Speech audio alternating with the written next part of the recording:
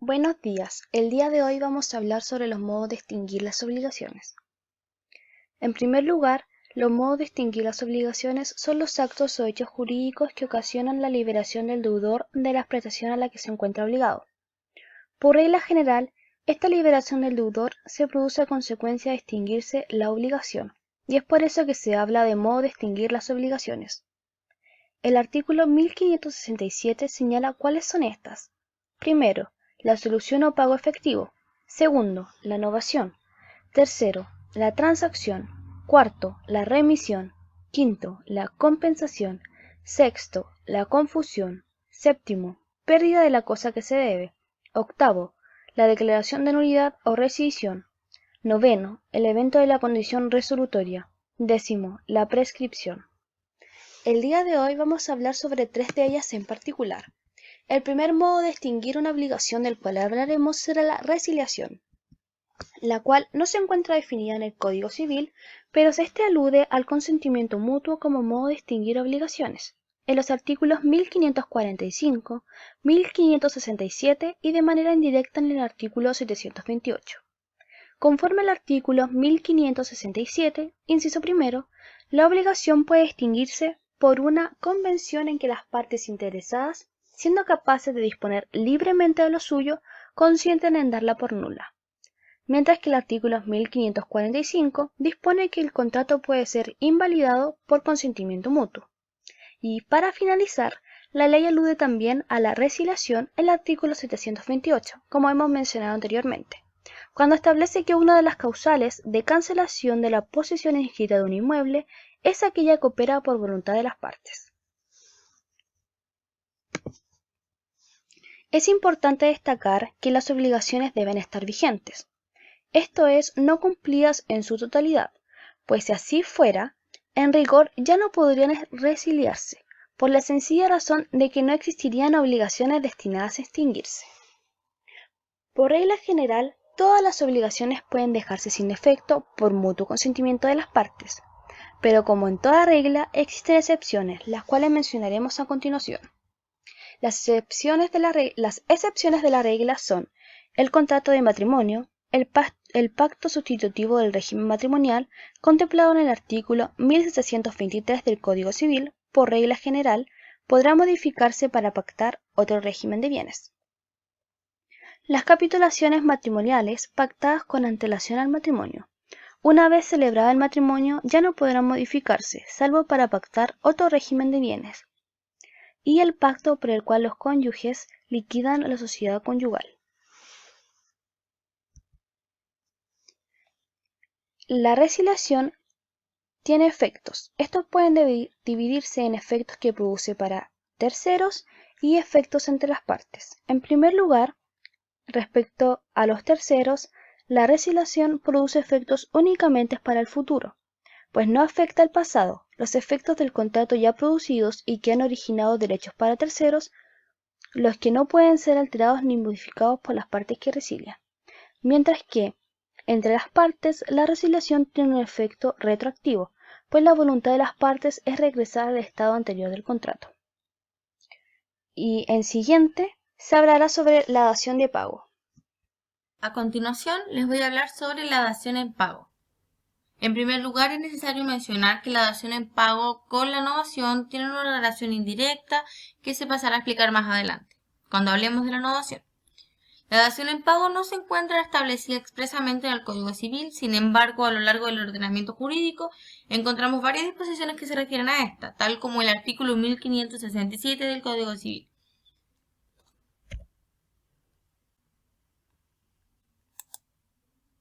¿Qué es la dación en pago? Podría decirse que la dación en pago es un modo de extinguir las obligaciones que consiste en la prestación de una cosa o la ejecución de un hecho diverso al debido, para lo cual se va a requerir del consentimiento del acreedor. Como principio general tenemos que las obligaciones deben cumplirse de la forma que fueron convenidas, es decir, que nada obliga al acreedor a recibir una cosa distinta, pero tampoco nada le impide que lo acepte. Esto es entonces el resultado de una convención entre el deudor y el acreedor, que como veremos a continuación debe ser realizada al momento del vencimiento de la obligación. Esto es una característica muy importante porque la va a distinguir de la novación. A continuación pasaremos a revisar sus requisitos, pero como principal idea tenemos que tener que estos no son taxativos, no están expresamente regulados y se deducen de los principios generales del derecho. Primero, tenemos que exista una obligación destinada a extinguirse, la que puede ser civil o natural. Segundo, que haya diferencia entre la prestación debida y la que el deudor va a realizar, porque si no estaríamos ante el pago.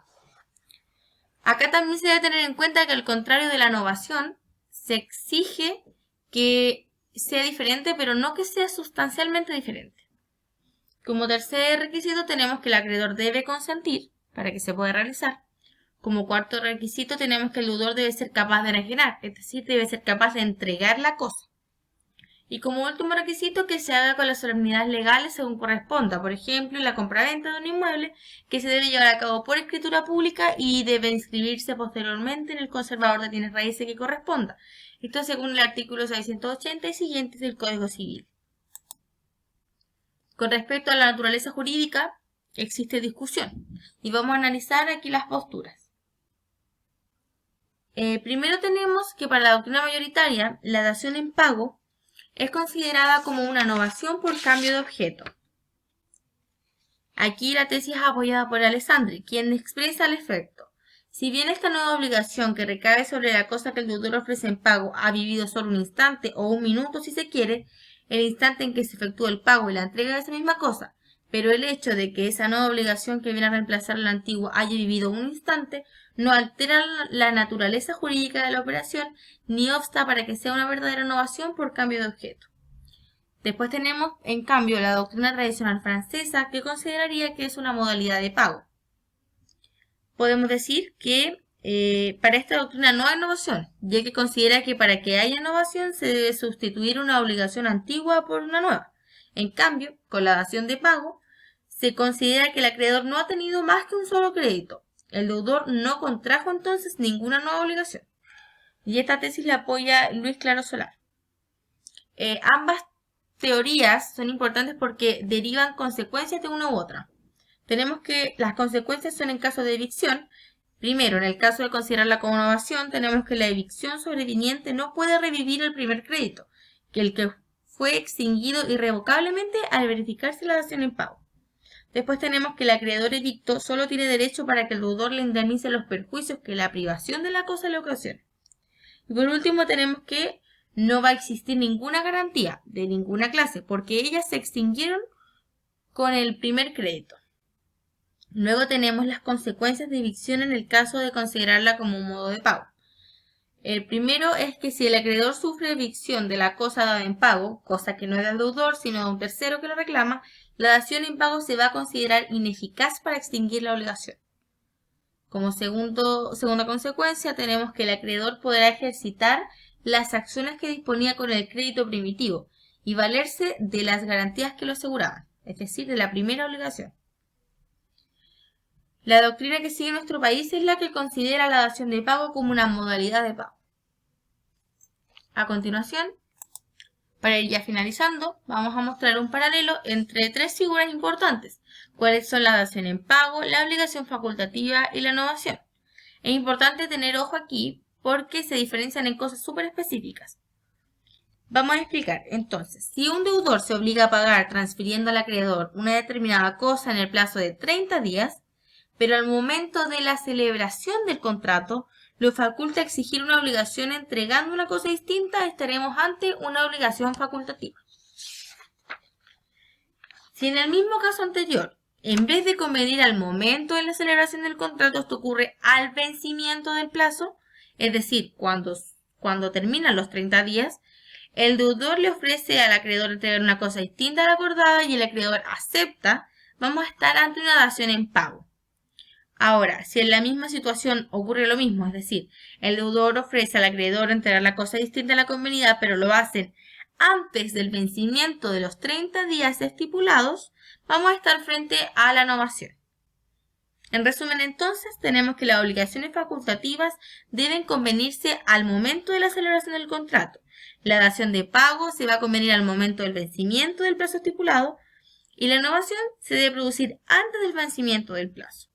Se debe agregar además que otra diferencia importante entre la dación en pago y la novación va a ser que la primera va a cambiar el objeto, pero no importa si es sustancial o no. En cambio, la novación, el objeto debe ser sustancial sí o sí para que se produzca. Respecto a otro modo de extinguir las obligaciones, encontramos a la novación, que se encuentra definida en el artículo 1628, en la que dice que esta es la sustitución de una nueva obligación a otra anterior, la cual queda por tanto extinguida. En cuanto a sus características, se entiende que tiene un carácter extintivo y sustitutivo. Extintivo, ya que por ella se produce la extinción de la obligación anterior, aspecto que es esencial, de tal manera que si no se produce esta extinción, no hay innovación. Y el carácter sustitutivo también es un elemento esencial, ya que es necesario que nazca una nueva obligación que reemplace a la anterior. Y si esto no se produce, no habrá innovación.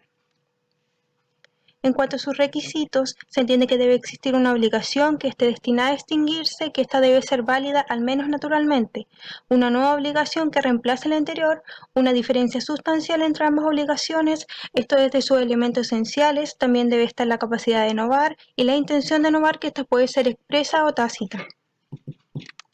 Respecto a las formas de innovación, se encuentra en el artículo 1631, en que esta puede ser objetiva o subjetiva. Cuando hablamos de la objetiva es por el cambio de la cosa debida o por el cambio de la causa de la obligación, y cuando es subjetiva es por cambio del acreedor o del deudor. En cuanto a los efectos de la innovación, extinguida la obligación se extinguen también los intereses, se extinguen los privilegios inherentes a la antigua obligación, se extinguen las prendas e hipotecas que caucionaba la obligación antigua y se extingue la responsabilidad de los fiadores y codeudores solidarios. Estos pueden ser modificados y subsistir en una nueva obligación mediante una cláusula expresa, pero no así los privilegios que se extinguen con la innovación, puesto que estos son irrevocables. Respecto a la delegación, este se refiere a un caso especial de innovación que se encuentra en el artículo 1631, número 3, en que este es el hecho de que el nuevo deudor sustituye al antiguo con el consentimiento del primer deudor, quien toma la iniciativa en la operación, quien ha propuesto al acreedor que el otro deudor pase a ocupar su lugar. Aquí se aprecia una especie de mandato. Las personas que intervienen pueden ser el delegante, que es el primer deudor, el delegado, que es el nuevo deudor, y el delegatario, que es el acreedor. También se encuentra una delegación perfecta o delegación imperfecta. La delegación perfecta es la que requiere el consentimiento de las tres personas, es decir, el delegante, el delegado y el delegatario. En este caso estamos frente a una situación de innovación. En la delegación imperfecta falta el consentimiento del acreedor, por tanto no hay innovación en este caso. En cuanto a las semejanzas entre estas tres formas de extinguir las obligaciones, tienen un solo objetivo, que es extinguir las obligaciones. Y en cuanto a las diferencias, se entiende que en la innovación el objeto que vamos a ofrecer como pago debe ser sustancialmente diferente. En la dación de pago no exige que éste sea sustancialmente diverso. En la innovación, a diferencia de la dación de pago, se encuentra definida en el artículo 1628. La dación de pago no se encuentra definida en el Código Civil, mismo esto para la resiliación. Y en la resiliación las obligaciones deben estar vigentes, es decir, deben estar cumplidas en su totalidad. Respecto a la sentencia número 1345 del 2012 del segundo juzgado de letras de Talca, se deduce una demanda ordinaria de nulidad por dación de pago en contra de Teresa Estela Villalobos Darimon, que es la hermana del demandante, con fecha 26 de julio del 2005, en que en la notaría de Talca suscribieron una escritura pública de dación de pago, la cual se encuentra anotada en el repertorio de instrumentos públicos a cargo del notario titular, la cual tenía por único objeto salvaguardar el inmueble por la crítica situación emergente que se vivía al interior de una sociedad constructora, la cual el demandante era el representante de esta empresa. Mediante esta dación de pago, su querer interno apuntaba derechamente a querer salvar el predio mediante este acto jurídico, el que después de un tiempo debía ser restituido y que derechamente la demandada interpretó de una manera totalmente diferente, entendiendo como una compra-venta o pago de algo, todo lo cual no guarda en absoluto relación alguna con la intención del demandante.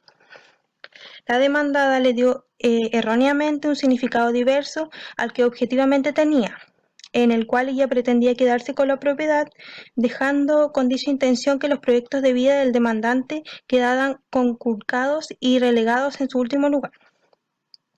La sentencia declaró nula absolutamente la dación de pago celebrada entre el demandante y la demandada, que fue otorgada por escritura pública el 26 de julio del 2005 ante el notario de Talca Adolfo Pino Parra, debiéndose las partes ser restituidas al mismo estado anterior al acto declarado nulo y que en consecuencia se ordenara la cancelación de la inscripción del título a nombre de la demandada en el registro de propiedad del conservador de bienes raíces de Talcas, y este tenía que pagarse con costas.